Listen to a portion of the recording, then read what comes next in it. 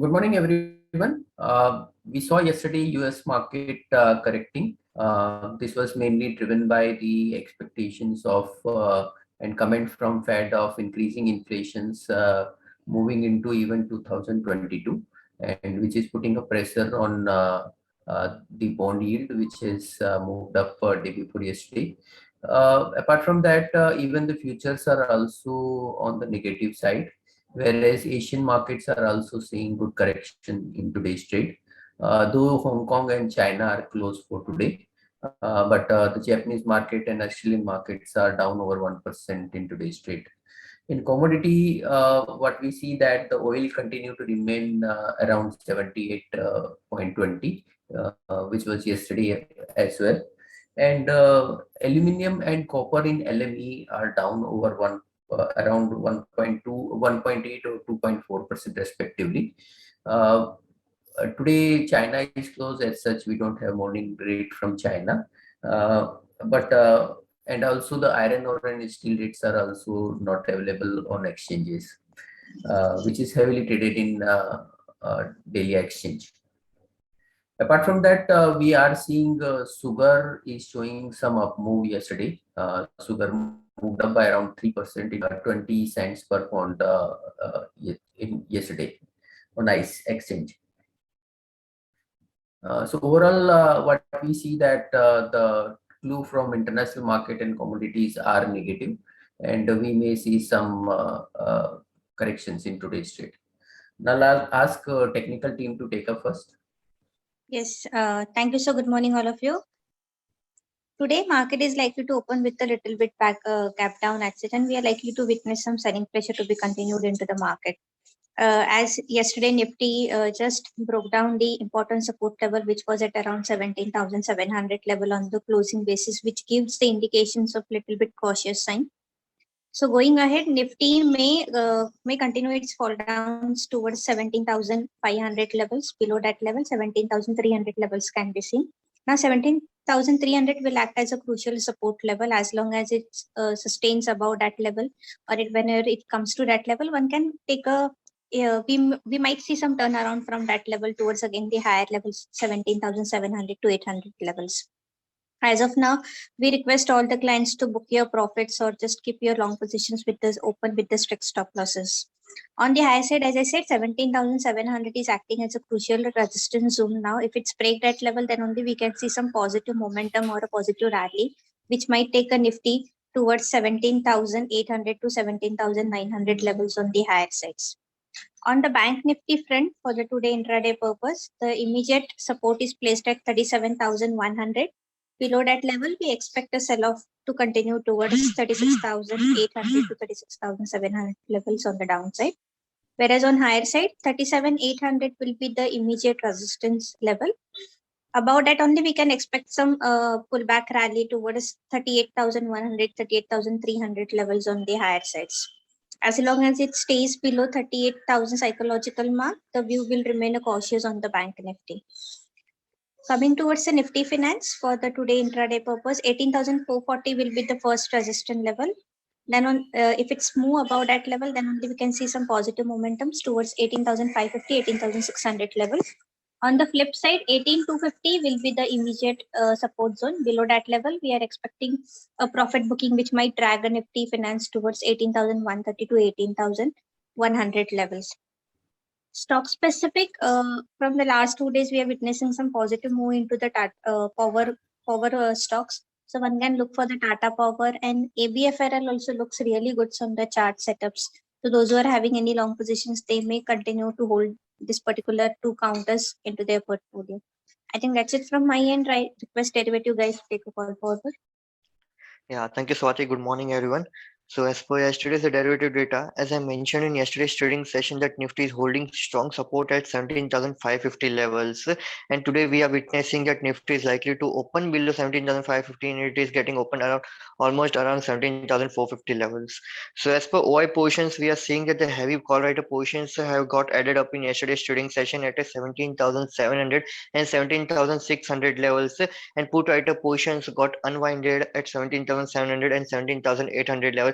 So this is showing them some sign of cautious level below 17,550 levels, we are seeing that the next support lies in the Nifty is at 17,300. Once if Nifty fails to hold 17,300 level, then we might witness more selling pressure and healthy selling pressure towards the 17,000 level also. So currently strength looks negative in the market, and we expect the buying reversal to be seen only once if Nifty in today's trading session gives closing above 17,550 levels. So hold your positions with a strict stop loss. If it breaks stop loss, then exit the long positions. Currently, as per PCROI, also we have seen PCROI yesterday closed at 0.94. So it is also showing that PCROI can drag down more towards 0.85 to 0.82 levels. So from all the data points and from another data point FI, we are seeing continuously sell off from the FI from last 5 days. It is almost around 6,000 crores selling from the FI from last 5 days. So currently the overall scenario looks negative in the market and should hold a long position with the strict stop loss. Thank you. Good morning. A couple of days back, we had discussed that some auto ancillary companies are expecting that demand would revive and they will start getting orders from OEMs. But yesterday, Maruti has again said that for the month of October, the production will be at 60% of normal levels because of shortage of semiconductor chips. So situation remains, not very, one where we can forecast with certainty, what whether revival will happen in the near term. So overall sentiment remains negative on the auto side.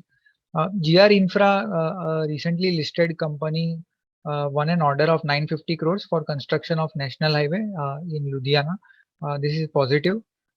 Today, listing of one IPO will be there, Paras Defense and Space Technologies. We had an avoid rating on this IPO. Market cap will be around 680 crores. Price per share is around 175 rupees. The USP of Paras is its technological capabilities on the optics side, where it makes lenses which are used in satellites, and it also supplies electronic and heavy engineering components for defense industry. Uh, However, the ROE for the company has been low at around 8%. Working capital cycle is more than a year, and valuations were also expensive at 43 times FY21 earnings compared to listed defense companies trading at around 30 times. Although demand for the IPO was very high, and even the grey market premium indicates that the listing will be at higher levels, but we would suggest investors to remain cautious on this company because fundamentally and the quality of earnings is not that very great. So one can look at exiting if the stock opens higher. That's it from my side. Thank you. Yeah. Apart from this, the natural gas prices, which always get set on 6 monthly basis, has got revised from today, from $1.79 to $2.9, almost 62% increase in this period. In fact, if we see the current prices in the international market, they are still up from where the price has been revised. This is a very lag increase which happens only after 6 months, and taking into consideration the last 6 month average prices. So still the prices which has been decided is comparatively quite low at around $2.9, whereas the open market prices could have been over $5. So quite possible that in future again these prices can go up in the next 6 month cycle as well. But for now, since it's a long cycle period, so for now it is $2.9, which was on expected line. The industry which are likely to benefit are ONGC and Oil India and HOEC, which are the major producer of the gas in India. Whereas the companies which are seeing increase in cost will be fertilizer, CNG distributor and all. So anyhow, the ceramic company and all purchase from the open market, so they pay higher prices, not the administered prices. Apart from that, yesterday we attended the call of Sagar Cement organized by our institutional teams. In that, management has said that the Q1 result will be declining. It will see around 200 to 250 rupees decline, increase in the cost, and there is a decline in the price realization as well in this particular quarter. So overall impact on EBITDA per ton can be around 400 to 500 rupees. Which was at around 1300 rupees in the previous quarter. So it can come down to around 900 rupees in this quarter. The reason being the increase in the cost in various aspects, like coal cost has increased, and then the diesel prices has increased, where leading to freight cost increase, and then even the fly ash and gypsum cost has also skyrocketed in the recent past. Sagar is mostly play in the southern market, and southern market has seen correction in this period.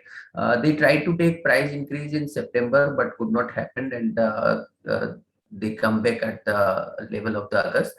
October again, price increase will be taken because the cost increase is very sharp and further increased from even Q2 level.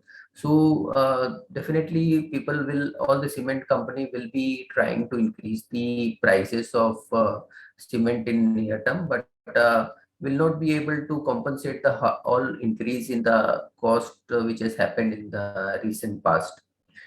So specifically southern cement and eastern part of the cement supplier are seeing more pressure in the current quarter results for the cement company, whereas the company in northern and western region will see relatively less impacted. And company which has coal linkage with Coal India will benefit more as compared to the company which are dependent on imported coal. So overall need to be cautious on southern and eastern player like Dalmia Bharat, Sagar Cement, NCL Industries, and the company Novoco, which is also in the eastern regions. So need to be, and then Ramco Cement is also in the eastern region. So all these company need to be comparatively more cautious. Then one more thing is that Ola Electric has announced a fresh round of fundraising of around $250 million, and now the company will be valued at $3 billion. This will have a negative impact on existing player of traditional pair of two-wheelers. Though they are coming up first in scooter, but they have a plan to come into the bike as well in the future. So like Hero and Bajaj, which has very nominal shares in scooter, may not be impacted immediately, but will be impacted in the futures. The more impact will be the existing player, which are like Crompton Greaves, which has an Ampere electric two scooter. So Ola will be quite aggressive, and against that Ampere may lose market share. So that can get impacted because of aggressiveness of the Ola Electric. So the more impacted will be TVS because that has a larger portfolio of scooter than as compared to other its peer. So, and Honda, which is not listed, that also has a very large portfolio of scooters. And one more last is that NCLT has directed G to do an EGM for the removal of the MD as proposed by Invesco Fund. So this may act as negative in today's trade. So that's all from us. Thank you very much and have a good day. Subscribe to our YouTube channel for in-depth interviews of India Inc. and press the bell icon so that you do not miss our updates.